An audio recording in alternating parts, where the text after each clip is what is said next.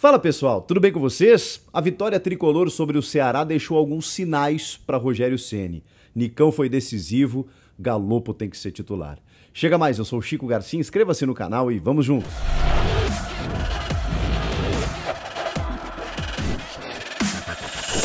Boa vitória tricolor para resolver no Castelão, não vai ser fácil. O São Paulo derrubou 100% de aproveitamento do Ceará, que tinha feito na fase de grupos a melhor campanha da história, ainda sob comando do Dorival, né? Aí foi pro Flamengo, chegou o Marquinhos Santos e nesse confronto de quartas de final entre dois brasileiros, o São Paulo levou a melhor no primeiro jogo. E não foi tão simples assim. No primeiro tempo, inclusive, as melhores chances foram do Ceará. O Felipe Alves, que já parece estar se afirmando no gol, ele passa realmente muito mais segurança, né? Fez boas defesas, especialmente numa chegada do Mendonça. E o Léo ainda perdeu um gol no finalzinho ali do primeiro tempo, acabou chutando em cima do João Ricardo. O João Ricardo também um bom goleiro, esse goleiro do Ceará. Aí no segundo tempo, o que aconteceu? Aquele São Paulo mais moroso, que tornava o jogo um pouco mais moroso também, criou um pouco mais de intensidade. Acho que a bronca do Rogério Ceni deve ter resolvido no intervalo, porque os caras voltaram com outra atitude. E aí o São Paulo começou a criar.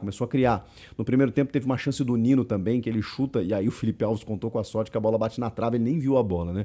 Mas aí o São Paulo começou a criar suas oportunidades, e aí o Rogério Ceni percebeu que tinha que mexer no time. Por quê? Porque falta, é impressionante, né? Muito poucos times têm esse setor de armação consolidado, com jogadores que conseguem fazer a bola rodar.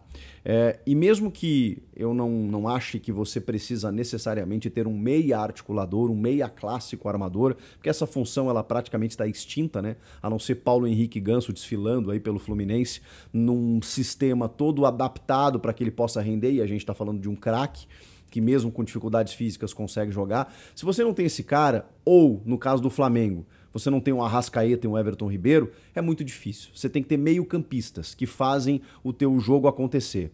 E o São Paulo depende muito do Igor Gomes, que oscila entre bons jogos, ótimos jogos, sendo o motorzinho do time. Quando ele tá bem, normalmente o time vai bem, e outros em que ele não consegue dar essa dinâmica. O Gabriel Neves é um ótimo primeiro volante, né, no desarme e tudo mais, e o Rodrigo Nestor muitas vezes não consegue ser aquilo que a gente acha que ele pode ser, ou que ele muitas vezes é também nessa oscilação, se somando aí ao Igor Gomes. Quando esses dois jogadores não conseguem ter esse controle de bola, mas também na armação, de pisar mais na área, de construir, o São Paulo carece muito dessa construção ofensiva. E aí depende dos seus homens de frente. O que acontece muitas vezes é o Luciano ter que voltar para buscar essa bola, o Caleri ficando de costas lá, brigando com zagueiros, com defensores, tentando receber uma bola. É mais difícil. E aí explora os lados, né? Com o Igor Vinícius pela direita e o Wellington pela esquerda. Normalmente é assim que tem funcionado. Até que o Rogério Ceni mexe no time. 3 trocas de uma vez só.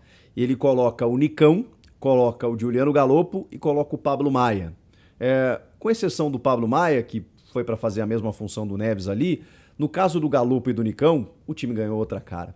Porque o Nicão não é mais aquele cara simplesmente aberto pelo lado, ele joga mais por dentro, ele encontra espaços ali dentro daquela construção meio interno pelo lado direito. E o Galopo é um jogador que dá uma dinâmica muito bacana. Então esses dois jogadores já dão outra cara para o São Paulo dentro da construção ofensiva, num cenário que, obviamente, digamos, se apresentava como favorável naquele segundo tempo em que o São Paulo pressionava a equipe do Ceará.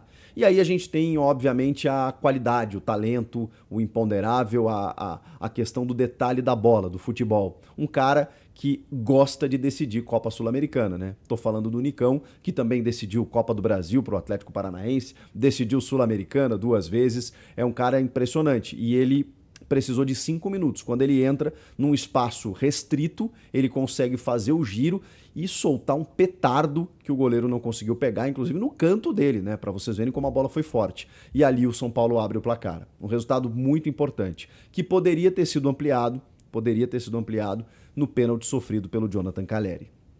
Para muitos não aconteceu o pênalti do Vitor Luiz, mas para mim aconteceu. Porque ali você tem que considerar algumas coisas.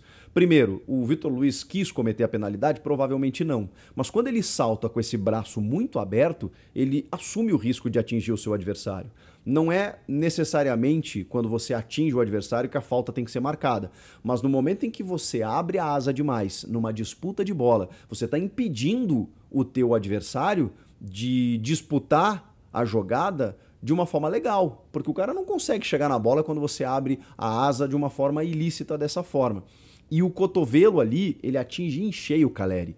Ah, mas está na regra que se o jogador sangra, que se a consequência é feia, né, como foi a imagem do Caleri inchado, sangrando e tudo mais, o pênalti tem que ser marcado? Não, não está na regra, mas vamos combinar que o árbitro leva em conta isso. Por quê? Porque se o Caleri foi atingido e sangrou daquela forma, é porque o impacto não foi sutil. E se o impacto não foi sutil, significa que o Vitor Luiz foi com uma força um pouco acima do normal da disputa. Portanto, pênalti. E aí, amarelo. Se ele faz o gatilho para dar o cotovelo, uma agressão, vermelho. Como ele simplesmente joga o braço de uma forma imprudente, aí sim o cartão amarelo. E o Caleri desperdiça, né? O João Ricardo faz uma baita defesa e no rebote ainda defende o chute do Igor Vinícius. Poderia ter sido melhor? Poderia ter uma tranquilidade maior na volta, que não vai ser fácil, repito? Sim, poderia. Mas ainda assim um bom resultado.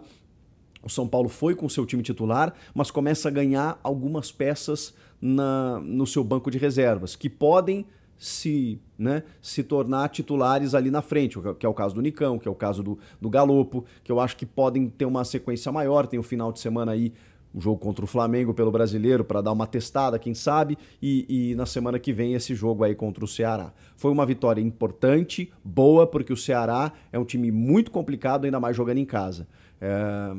Tem Vina, tem Mendonça, tem o Fernando Sobral, tem o goleiro João Ricardo, que é muito bom, tem o Kleber, que entrou depois.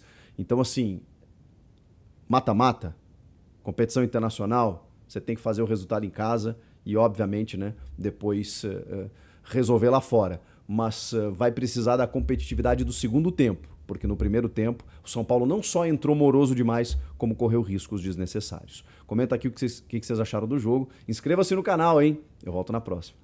Tchau!